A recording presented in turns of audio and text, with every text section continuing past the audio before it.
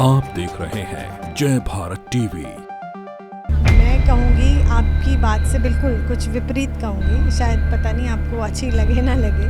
केवल एक सरकार इस पर कुछ नहीं कर सकती है, सबको मिलकर करना पड़ेगा, तो ज़रूर मुझे लगता है हम इसमें कुछ बेहतर कर पाएंगे। हमें टिकट भी 50% मिलने चाहिए। फीमेल फीटिसाइड की बात हो, भ्रूण हत्या की बात हो, इस तरह की डाउरी सिस्टम हो, ये सारी जो कुरीतियाँ हैं ये मिलकर इन सब चीज़ों को अंजाम देती हैं। कैसे हम बेटा और बेटी का जब जन्म होता है तो उनको एक साथ बड़ा करें।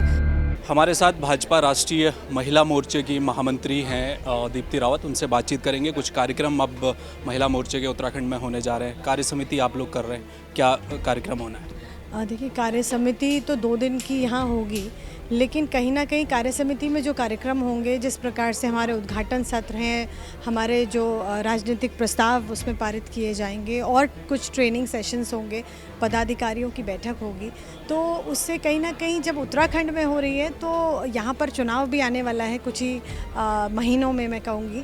तो एक जो गतिविधि है, पॉलिटिकल जो एक गतिविधि है, वो कहीं ना कहीं बढ़ जाती है और महिलाओं का जो काम करने का एक एक्टिविटी है वो बढ़ के यहाँ तेज़ी से काम, मुझे लगता है एक हमारा चुनाव की दृष्टि से भी शुरू हो जाएगा हमारी कार्यकारिणी के बाद। कितना टिकट आप दिलवाने वाली हैं महिलाओं को इस समय जो आने वाला चुनाव है? देखिए, हमारी कोशिश रहेगी कि हम 50% के हमारी वोट है, 50% का हमारा योगदान है, 50% का हमारा, उससे ज़्यादा का मैं कहूँगी पॉपुलेशन है, तो कम से कम 50% हमें टिकट भी 50% मिलने चाहिए। लेकिन जिस तरीके से महिलाओं का नेतृत्व हर सीट पे होगा, हर विधानसभा क्षेत्र में होगा, उस प्रकार से हम उसको आगे उनका नाम देंगे और कोशिश करेंगे कि ज़्यादा से ज़्यादा महिलाओं को इस बार हम यहाँ पर चुनाव लड़ सकें। इस समय सबसे ज़्यादा देश में महिलाएं परेशान दिख रही हैं। सिलेंडर महंगा है, पेट्रोल डीजल तो है, उसकी वजह से महंगाई हो गई है, दाल महंगी हो गई है, रसोई में जो महिला काम कर रही है उसके लिए आपके लिए क्या है? वित्त मंत्री आपकी महिला हैं, वो कहती हैं जीएसटी के दायरे में पेट्रोल और डीजल इस वक्त नहीं आ सकता। कैसे सेटिस्फाई करेंगी महिलाओं को? देखिए, मैं कहूँगी आपकी बात से बिल्कुल कुछ विपरीत कहूँगी, शायद पता नहीं आपको अच्छी लगे ना लगे, लेकिन आपने कहा कि आज महिलाएं सबसे परेशान हैं। मैं कहूँगी हाँ, थोड़ी परेशान ज़रूर थोड़ी बहुत महंगाई से हो सकती हैं, लेकिन उसके अलावा महिलाएं सबसे ज़्यादा खुश हैं। अगर हम आज अपने प्रधानमंत्री जी और मोदी जी की नेतृत्व वाली सरकार की हम बात करें तो महिलाएं सबसे ज़्यादा अपने आप को गौरवान्वित महसूस करती हैं। महिलाएं सबसे ज़्यादा अपने आप को सशक्त आज महसूस कर रही हैं। आज आप पहाड़ के क्षेत्रों में जाइए, मैं तो पूरे देश भर में जाती हूँ, लेकिन क्योंकि मैं यहाँ से हूँ तो मेरा बहुत जाना रहता है अपने क्षेत्रों में, तो वहाँ जाइए, वहाँ सबसे ज़्यादा लोग, आप अगर किसी महिला से पूछेंगे तो कौन पसंद है, उन्हें मोदी जी पसंद है। क्योंकि आज अगर उज्ज्वला योजना है और अगर उनकी किसी ने चिंता करी कि धुएं में उनकी आंखें खराब हो रही थी या उनके लंग्स को इफेक्ट कर रहा था, तो वो किसने चिंता करी? वो माननीय हमारे प्रधानमंत्री जी ने करी। आज अगर शौचालय की कहीं जो समस्या है थी हमारे पास, जो था कि हम किस तरीके से हम अंधेरे का इंतज़ार करते थे, किस तरीके से हमें जंगल जाना पड़ता था, अगर उस बात को अगर किसी ने देखा है, उसको अगर लिया है, तो वो किसने लिया है? वो हमारे माननीय प्रधानमंत्री जी ने लिया है।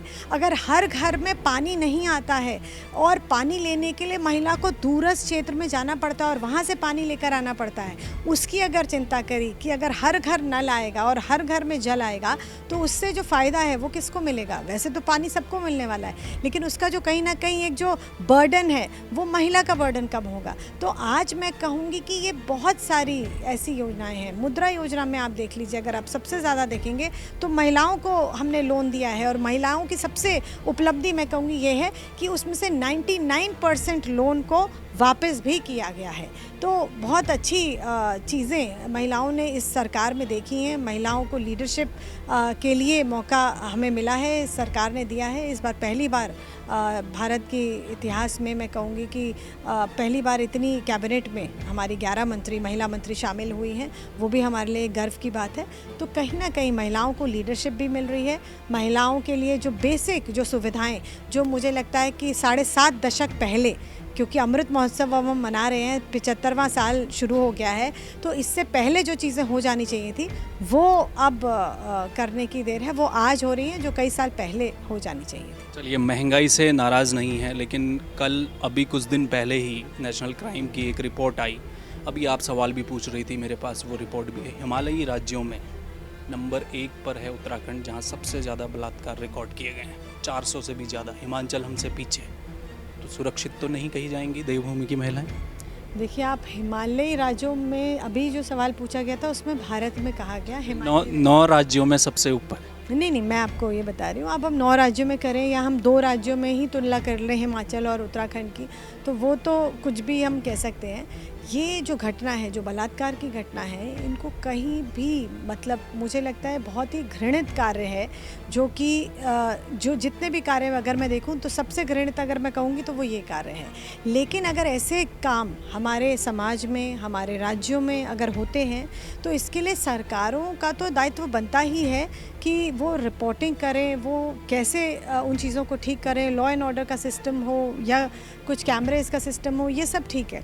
लेकिन आप ये देखिए, इसके अलावा जो चीज़ें हैं वो है सामाजिक तौर पर हम कैसे लोगों में अवेयरनेस करें, कैसे हम बेटा और बेटी का जब जन्म होता है तो उनको एक साथ बड़ा करें, उनको ठीक करें। जिस प्रकार से हमारी सरकार ने काम किया है कि आप बेटी बचाओ बेटी पढ़ाओ की बात करिए, तो ये बहुत सारी ये सामाजिक मैं कहूँगी कि कुरीतियाँ हैं, चाहे वो बेटी का जन्म ना लेना, यहाँ पर इस तरीके की कुरीतियों, फीमेल फीटिसाइड की बात हो, भ्रूण हत्या की बात हो, इस तरह की डाउरी सिस्टम हो, ये सारी जो कुरीतियाँ हैं ये मिलकर इन सब चीज़ों को अंजाम देती हैं।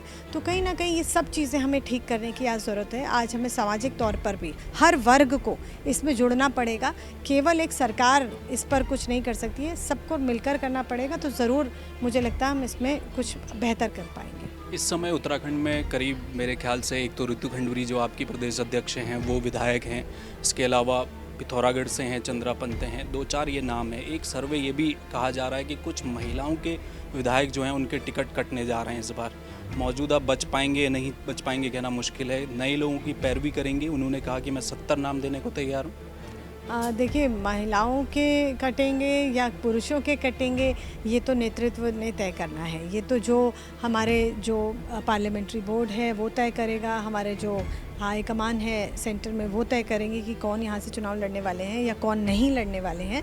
अब जैसा भी होगा वो वहाँ से तय होगा, चाहे उसमें कितने भी पुरुष और हों या महिलाएं हों। जीतने वाली प्रत्याशी चाहिए, उसे टिकट मिले। बिल्कुल, यहाँ से मैंने यही कहा कि हम उन महिलाओं को चुन रहे हैं जो जीतने वाली हमारी प्रत्याशी हों और उनको हम चुनाव में उनको चुनाव लड़वाएं। ये हमसे बातचीत के लिए धन्यवाद। तो ये थी दीप्ति रावत, जिन्होंने कहा कि एक तो कार्य समिति होनी है, सामने चुनाव खड़ा है, तैयारी भाजपा ने शुरू कर दी है, आधी आबादी का सवाल है, इसलिए भारतीय जनता पार्टी का जो महिला मोर्चा है वो अब अपनी तैयारी तेज़ी से आगे बढ़ा रहा है। जहाँ तक टिकटों की बात है, उन्होंने कहा कि प्रदेश अध्यक्ष जो नाम देंगी टिकटों को लेकर, किसे टिकट मिलेगा, वो ऐसी महिलाओं को मिलेगा जो चुनाव जिता सकती हैं। केवल मामला आरक्षण का नहीं है कि 50% टिकट दे दें, इसलिए जो जीतेगा उसे टिकट मिलेगा। कैमरामैन प्रदीप के साथ हेमंत, जय भारत टीवी।